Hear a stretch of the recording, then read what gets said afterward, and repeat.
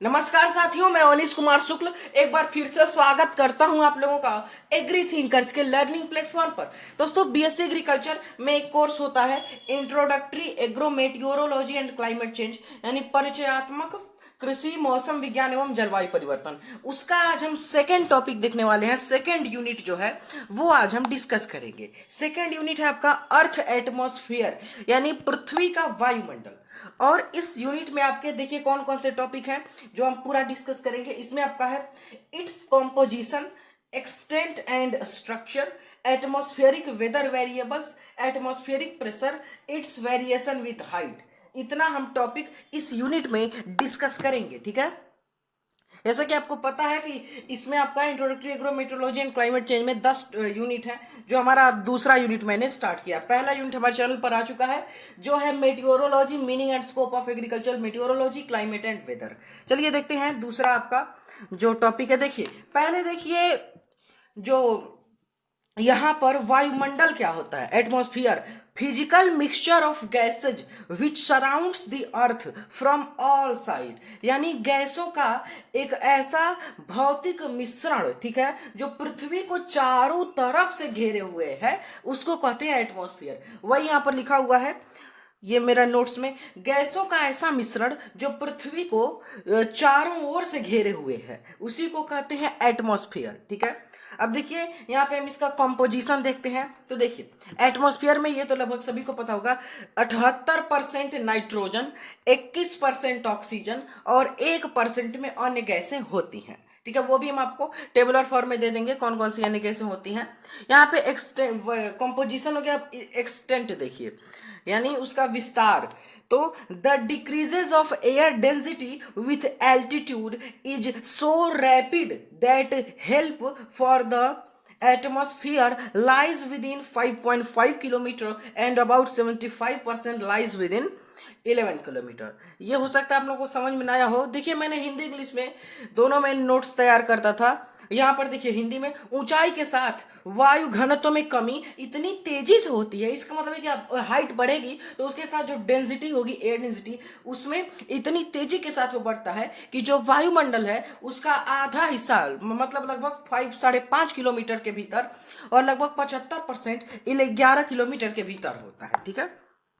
फिर देखिए स्ट्रक्चर इसका, देखिए अब ये मोस्ट इंपॉर्टेंट है, इसमें से क्वेश्चन आते हैं। आप लोगों को पता भी होगा कि जो यहाँ पे 5 प्रकार की परतें पाई जाती हैं। अभी मैं ट्रिक आपको बताऊंगा याद करने की। ये देखिए पहला है ट्रोपोस्फेयर, इसको बोलते हैं क्षोभ मंडल। ये आपकी होती है 0 से 16 किलोमीटर, ठीक है। हो सकता है दूसरी किताबों में ये थोड़ा सा अलग मिले, क्योंकि जो डाटा होता है वो वेरी करता है, विभिन्नताएं उसमें आती है। जैसे 0 से 16 है, हो सकता है उसमें 16 से 20 हो, 20 से 22 हो, लेकिन उससे ऊपर नहीं जाएगा, ठीक है।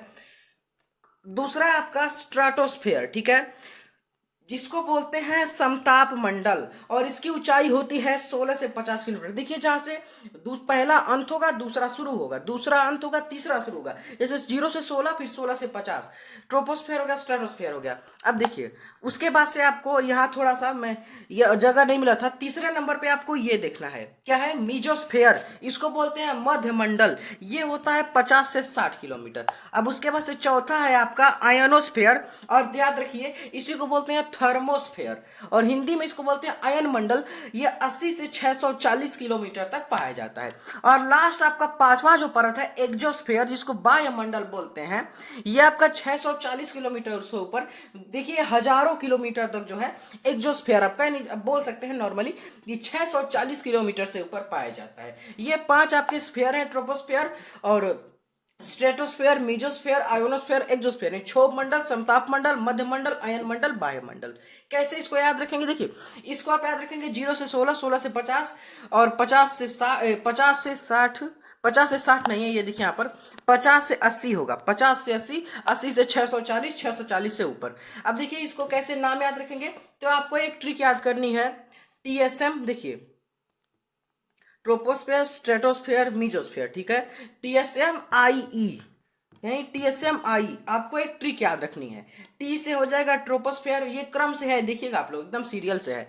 एस से स्ट्रेटोस्फेयर, एम से मीजोस्फेयर, आई से आयोनोस्फेयर या थर्मोस्फेयर, और ई से एक्जोस्फेयर। हिंदी में याद करना है तो एक ये एक ट्रिक याद करेंगे जो मैंने खुद ही बनाई थी फर्स्ट सेमेस्टर में। 1 मिनट, देखिए, छोसम, छोसम अब, ठीक है। छो से हो जाएगा क्षोभ मंडल, और ये आपका सम से हो जाएगा समताप मंडल, अ से अयन मंडल, ब से वायुमंडल, ठीक है। देखिए, छो से क्षोभ मंडल, स से समताप मंडल, म से मध्य मंडल, अ से अयन मंडल, ब से वायुमंडल, ठीक है। अब देखिए, lowest part of atmosphere in which we are lives, ठीक है, वो कौन सा होता है? आप लोग को पता है, ट्रोपोस्फेयर, ठीक है। जो मैंने बताया ना, troposphere, stratosphere, mesosphere, ionosphere, exosphere, क्षोभ मंडल, समताप मंडल, मध्य मंडल, वायुमंडल, अयन मंडल, इस प्रकार से, जिसकी आपकी ऊंचाई 0 से 16, 16 से 50, 50 से 80, 80 से 640, 640 से ऊपर, ठीक है। तो वायुमंडल का सबसे निचला भाग जिसमें हम रहते हैं, ट्रोपो का मीनिंग होता है मिक्सिंग, ठीक है, मिलाना, ठीक है। अब इसमें क्या होता है, एवरेज हाइट इसकी देखिए, इसमें 14 किलोमीटर फ्रॉम सी लेवल, हमने 0 से 16 किलोमीटर किया, वही ना है, ज्यादा कुछ अंदर थोड़ी है। और 18 किलोमीटर फ्रॉम इक्वेटर, ठीक है। 7.8 किलोमीटर फ्रॉम पोल्स, यानी ध्रुवों से 7.8 किलोमीटर। और ये सारी चीजें यहाँ पर देखिए, यहाँ जलवाष्प और एयरोसोल जो है उसकी उच्च सांद्रता यानी हायर कंसंट्रेशन के कारण यहाँ होती है, इसलिए यहाँ बादल जो हैं, जो आपके क्लाउड्स होते हैं, क्लाउड्स का एक चैप्टर है आपके, तो हम पढ़ेंगे प्रेसिपिटेशन में, चैप्टर आपका चैप्टर नंबर 6 है, ठीक है। तो यहाँ पर क्या होता है, इसलिए यहाँ बादल गरजते हैं, और चक्रवात यहाँ मौसम की घटनाओं का केंद्र होते हैं। Higher concentration of water vapour and aerosols, that's why clouds, thunderstorm जो है उसको तड़ित झंझा बोलते हैं, वो एक प्रकार का प्रेसिपिटेशन, हम प्रेसिपिटेशन में देखेंगे। साइक्लोन अकर हियर, ठीक है, सीट ऑफ वेदर फिनोमिना। फिर देखिए यहाँ पर, decrease of temperature with increase in elevation at the mean lapse rate. आगे देखिए, 6.5 degree Celsius kilometre per hour में क्षोभ मंडल के अंदर जैसे जैसे आपका ऊपर जाते हैं, प्रत्येक किलोमीटर पर 6.5 डिग्री सेल्सियस का तापमान कम होता है। सोलो लेयर, तो ट्रोपोस्फेयर और स्ट्रेटोस्फेयर को अलग अलग करती है, इसको ट्रोपोपॉज बोलते हैं, ठीक है, ध्यान रखिएगा। और no major movement of air, मतलब यहाँ पर हवाओं का कोई खास मूवमेंट यानी गति नहीं होता है। समताप मंडल फिर देखिए, जिसको बोलते हैं स्ट्रेटोस्फेयर, तो इसका अन्य नाम क्या है, सीट ऑफ फिनोमिनिकल रिएक्शन, ओके। इसमें देखिए, ये इंपॉर्टेंट है, सेकेंड वाली लाइन, स्ट्रेटोस्फेयर में आपकी ओजोन परत पाई जाती है, ठीक है। फिर देखिए, यहां पर जहां पर समताप मंडल खत्म होता है, वहां से आपका जहां से ट्रोपोस्फेयर खत्म होगा, वहां से स्ट्रेटोस्फेयर शुरू होगा। मध्य मंडल, मीजोस्फेयर, देखिए मिडल पार्ट ऑफ एटमोस्फियर है, ठीक है। अब मिडल है, 5 है, 2 बता दिया, 2 आगे हैं, तो बीच में यही तो आ रहा है, ठीक है। तीसरा पार्ट है, तापमान घटना शुरू हो जाता है और लगभग 87 डिग्री सेल्सियस हो जाता है। यह सनलाइट, जो सूर्य का प्रकाश होता है, उसको कम करके, उसको एब्जॉर्प्शन के कारण होता है, ठीक है, सनलाइट के कम एब्जॉर्प्शन के कारण होता है। अन्य नाम इसको कीमोस्फेयर भी बोलते हैं। जहां खत्म होता है उसको मीजोपोज, देखिए ट्रोपोस्फेयर खत्म होगा उसको ट्रोपोपॉज, मीजोस्फेयर खत्म होगा मीजोपॉज, ऐसे बोलते जाएंगे। फिर देखिए, अयन मंडल यानी आयोनोस्फेयर, या इसी को थर्मोस्फेयर मैंने बताया बोलते हैं। इसमें बहुत सारे आयन होते हैं, इस कारण इसे आयन मंडल कहते हैं। यह परत एक से अधिक रिफ्लेक्शन के कारण रेडियो तरंगों को रिफ्लेक्ट कर देती है। यहाँ पर तापमान फिर से बढ़ जाता है, जो घटा हुआ था वहां पर, ठीक है। वायुमंडल एक्सोस्फेयर, ये आउटर लेयर है, ठीक है, मैंने बताया आपको 640 किलोमीटर से ऊपर पाई जाती है, हजारों किलोमीटर तक, ठीक है। यहाँ पर परमाणुओं का घनत्व तो काफी कम हो जाता है, ये काफ नहीं काफी होगा, ठीक है। यहाँ पर हाइड्रोजन और हीलियम जैसी गैसें दिखने में प्रारंभ हो जाती हैं। एटमॉस्फेरिक वेदर वेरिएबल्स यानी वायुमंडलीय मौसमी परिवर्तन का टॉपिक देखिए। वायुमंडल के ऐसे कारक जो स्थान यानी लोकेशन और समय के साथ वैरी करते हैं, उसी को बोलते हैं। अब देखिए, एटमॉस्फेरिक वेदर वेरिएबल्स कितने प्रकार के हो सकते हैं। पहला आपका है एटमॉस्फेरिक प्रेशर यानी वायुमंडलीय दाब। दूसरा आपका विंड यानी पवन, ये नेक्स्ट चैप्टर है, अर्थ एटमॉस्फेयर के बाद हम पूरा विंड के बारे में डिस्कस करेंगे, ठीक है। यानी विंड मतलब होता है air in motion due to pressure gradient, उसका कंप्लीट चैप्टर हम लाएंगे। अगला है आपका सोलर रेडिएशन, ये आपका विंड के बाद का चैप्टर है, सौर विकिरण। फिर आपका एटमॉस्फेरिक टेम्परेचर, आगे है एटमॉस्फेरिक ह्यूमिडिटी, और फिर है आपका क्लाउड एंड प्रेसिपिटेशन यानी बादल और आपका जो वर्षण। ये है आपका वायुमंडलीय दाब, ये है पवन, ये है सौर विकिरण, ये है वायुमंडलीय तापमान, ये है वायुमंडलीय आर्द्रता, और ये है बादल और वर्षण, ठीक है। आगे देखिए, atmospheric pressure its variation with height, यानी वायुमंडलीय दाब ऊंचाई के साथ इसकी भिन्नता। पहले देखिए, एटमॉस्फेरिक प्रेशर क्या होता है, वायुमंडलीय दाब देखिए बताता हूं। पृथ्वी की सतह से वायुमंडल की सबसे ऊपरी परत तक, ठीक है, के ले 1 इकाई वर्ग इंच पर मीटर स्क्वायर पर सेंटीमीटर स्क्वायर के अनुभागीय क्षेत्र में वायु के, या हवा नहीं वायु रखिएगा, वायु के एक स्तंभ द्वारा लगाए गए दाब को वायुमंडलीय दाब कहते हैं। ठीक है, आगे देखिए फिर, किसी सतह पर उसके ऊपर हवा द्वारा लगाया गया बल जब गुरुत्व उसे पृथ्वी की ओर खींचता है। गुरुत्व आपको ग्रेविटी फिजिक्स में आपको पढ़ने को मिलेगी, agriculture physics and climatology class 11th agriculture में है। ठीक है, यहाँ पर देखिए अर्थ मतलब द फोर्स एक्स, ठीक है, क्या लिखा हुआ है, द फोर्स एक्सट्रेड, ठीक है, on a surface by the air above its gravity pulls it to earth.